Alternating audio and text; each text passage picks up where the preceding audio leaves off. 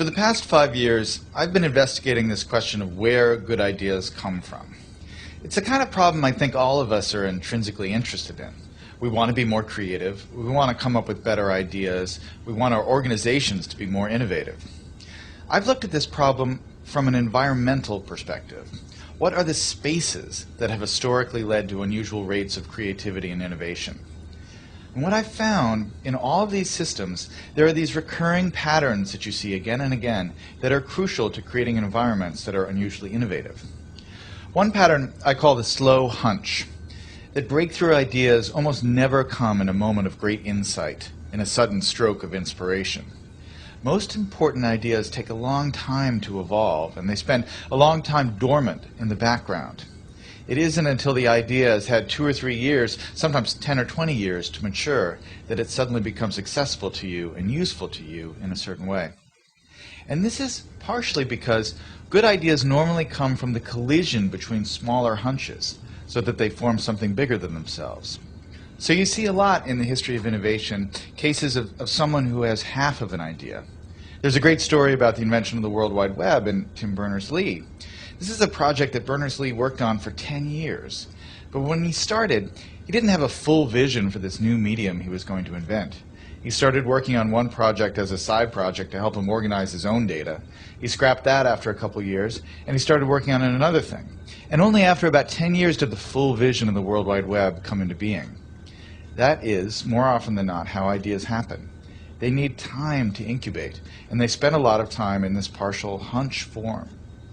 The other thing that's important when you think about ideas this way is that when ideas take form in this hunch state, they need to collide with other hunches. Oftentimes, the thing that turns a hunch into a real breakthrough is another hunch that's lurking in somebody else's mind. And you have to figure out a way to create systems that allow those hunches to come together and turn into something bigger than the sum of their parts.